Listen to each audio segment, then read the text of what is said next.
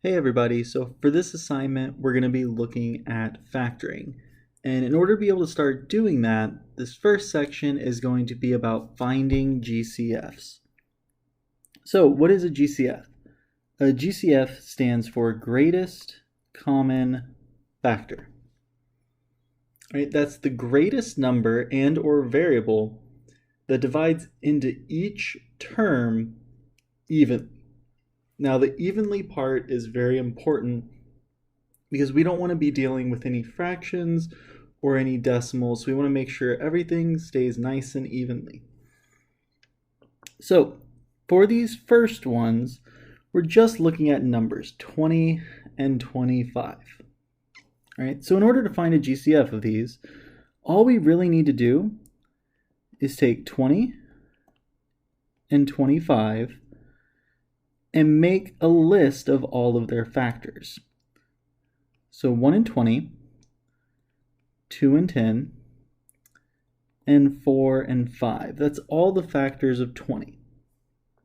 For 25, it'd be 1 and 25 and 5 and 5. That's all the factors of 25. So a GCF is just the biggest number that appears in both lists. So in this case, 5 is the biggest number that appears in both of these lists. So that means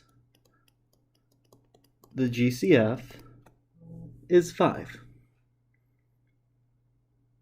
All right, so for example 2 just has variables. So y squared and y cubed. Anytime we're just dealing with variables, we want to take the smallest exponent for shared variables. All right, so if a variable is in every single term, then we just take the smallest exponent that we see.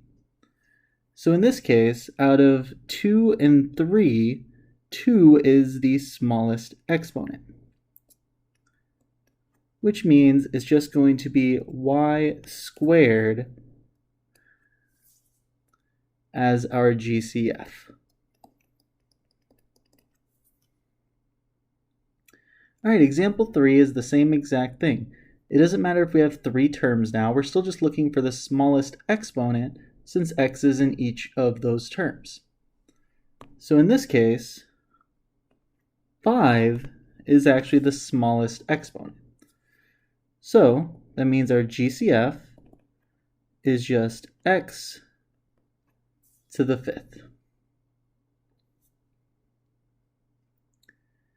All right, example 4.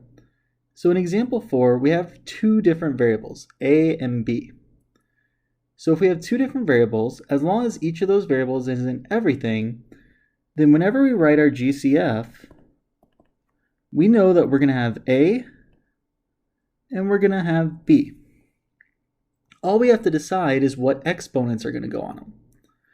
So for a, out of 2, 4, and 8, 2 is the smallest exponent, which means a squared is part of the GCF.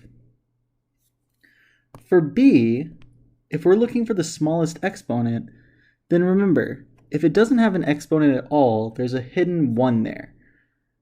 So out of 7, 1, and 2, 1 is the smallest. So we can actually just keep it as b. If you put the 1, that's perfectly fine, but you don't need to. A squared b is our GCF. For example 5. So example 5 is a lot like example 4, except in this case, something is missing. So in the third term, there actually is no m. M is missing. So if there's no m in one of the terms, then that means in our GCF, we can't have m. In this case, n is the only thing that we will have. Now, just like example 4, there is a hidden 1 here, which means it's just into the first or in. So we can leave it like that. That is our GCF. For example 6, now we're dealing with cases that there's both numbers and variables. All right, so we're just going to combine these two ideas together. First thing we need to do for looking for the GCF is find the GCF of the numbers. So for 12, 18, and 28, the biggest number that will go into all of those evenly is 2.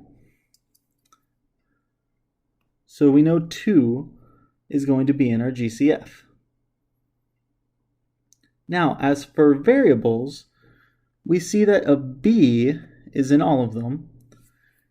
And again, that hidden 1 means 1 is going to be the smallest exponent. So 2b is our GCF. All right, example 7. So for example 7, remember, GCF means greatest common factor. So the key thing here is we're looking for what's in common. All right, so for this one, the part that's in common is this y minus 2. In both of these, we see y minus 2.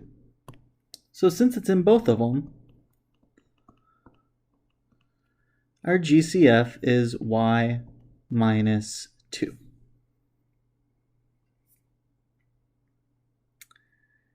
Example 8 is going to be very similar. So for example 8, we have 3 times x plus 6 and x plus 6. So to make it look a little bit more like example 7, I'm just going to put some parentheses right here.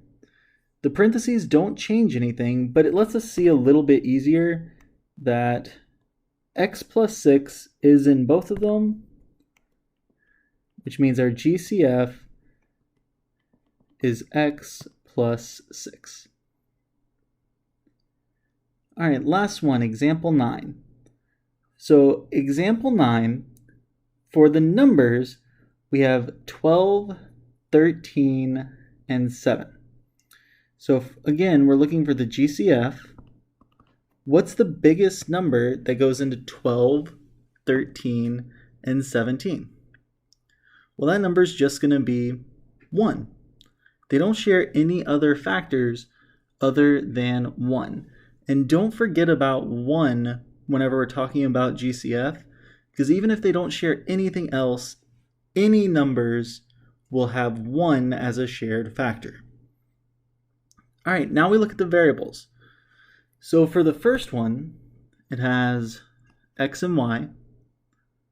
The second one has a and b, and the third one has c and d. Now, since all of those letters are different, then we actually don't have any variables in our GCF because there is nothing else that is shared. So our GCF is just 1. And that is the first 9 examples.